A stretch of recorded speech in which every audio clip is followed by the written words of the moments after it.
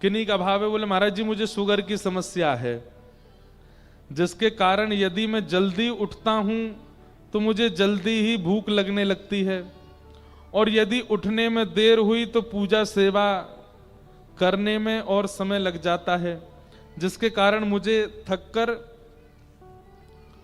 अच्छा शक्कर नहीं, थक्कर इत्यादि का सामना है, क्या है ये, अच्छा चक्कर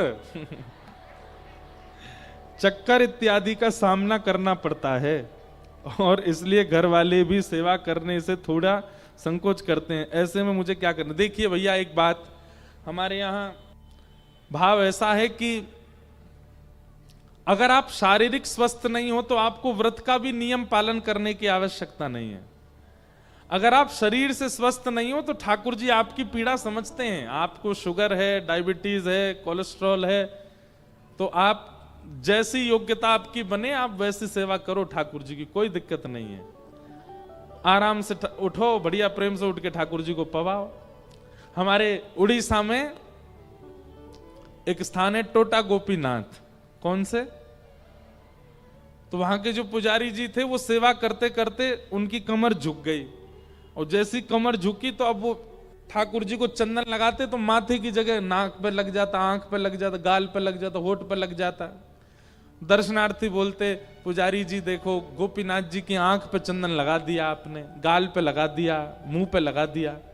उनको बड़ी पीड़ा होती, मन में सोचने लगे अब एक काम करता हूं कि मैं एक पुजारी रख लेता हूं, अब मुझसे तो सेवा उतनी, कमर झुक गई मेरी। पुजारी जी जैसे ही मंदिर में आए और सेवा के लिए प्रस्तुत हुए, एक दिन की सेवा पुजारी जी ने कर दी। रात्रि में मंदिर जैसे ही बंद हुआ तो महाराज पूर्व के जो पुजारी जिनकी कमर झुक गई उनके स्वप्न में श्री ठाकुर जी गए, और ठाकुर जी जाके बोले देखो मुझे आपसे ही सेवा चाहिए, ये क्यों कोई और मेरा स्पर्श नहीं करेगा, आप ही चंदन घिसो, आप ही पोशाक पहनाओ, आप ही श्रृंगार करो। ठाकुर जी मुझे बहुत प्रसन्नता है कि आपको मुझसे सेवा चाहिए, पर मैं तो बीमार हो गया, मेरी कमर झुक गई, अब कैसे चंदन लगाऊं आपको? ठाकुर जी बोले हमें नहीं पता, हमें आपसे ही सेवा चाहिए, कल सुबह पुजारी नहीं आना चाहिए, आप ही आओगे सेवा में। बेचारे प्रसन्न भी हो रहे थे पर रो भी रहे थे। प्रसन्न इसलिए हो रहे थे, बताओ ठाकुर जी को मेरे हाथ से सेवा चाहिए, रो इसलिए रहे थे कि मैं सेवा कर नहीं पाता। दूसरे दिन स्नान करके मंगला में जैसे ही मंदिर में प्रवेश किया तो क्या देखा, पहले ठाकुर जी ऐसे खड़े थे जैसे पीछे गोपाल जी है ना, ऐसे खड़े हुए थे, लेकिन आज मंगला में जैसे ही प्रवेश किया तो जैसे हम बैठे हैं सुख आसन में, ठाकुर जी नीचे ही बैठ गए, बोले लो हम भी बैठ गए, अब करो हमारी सेवा। तो उनका नाम पड़ गया टोटा गोपीनाथ।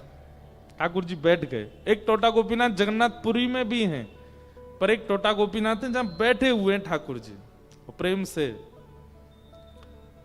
कर रहे हैं, आनंद कर रहे हैं। तो आप यदि अस्वस्थ हैं तो भैया कोई जरूरी नहीं है कि आप बिल्कुल ही अपने जो है शुगर के ऊपर चक्कर खा के काउ देना गिर मत जाइयो, भैया प्रेम से करो, जैसी सहजता रहे। पता चली ठाकुर जी गोद में आए तभी चक्कर आ गए तो खुद भी गिरोगे, लाल जी को भी ले गिरोगे। इसलिए अपना सब कर करा के भोजन पानी जैसे आपको रुचि लगे वैसे ठाकुर जी की सेवा कर लिया करो।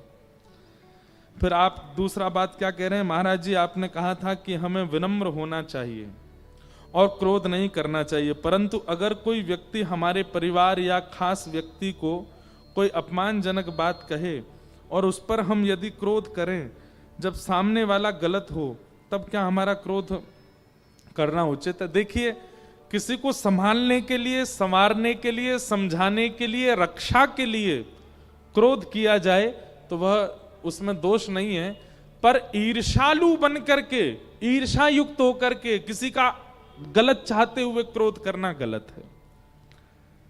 अब कोई आपको बुरा बोले ही जा रहा है, बोले ही जा रहा है, बोले ही जा रहा है, कब तक क्षमा करोगे बेचारे को? अब उसकी बात सुन करके तो थोड़ा क्रोध आपने कर दिया तो कोई दिक्कत नहीं, पर हाँ एक चीज कर लिया करो, अगर किसी पर आपने क्रोध कर दिया है, थोड़ी देर बाद अगर वो अपना है तो क्षमा भी मांग लो, और यदि अपना नहीं है, कोई दूर का है, तो उसकी क्षमा ठाकुर जी से मांग लो। मैंने ठाकुर जी से क्रोध किया पर वो ऐसे ऐसे बोल रहा था, आगे से नहीं करूंगा।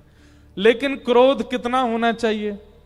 घटिकत द्वयम, बहुत ज्यादा अगर कुछ गलत कर रहा है तो भी आपको 2 घड़ी से ज्यादा क्रोध नहीं आना चाहिए। बहुत लंबे समय का क्रोध अच्छा नहीं होता, इसलिए इस प्रकार इसको समझिएगा। फिर किन्हीं का अंतिम भाव है,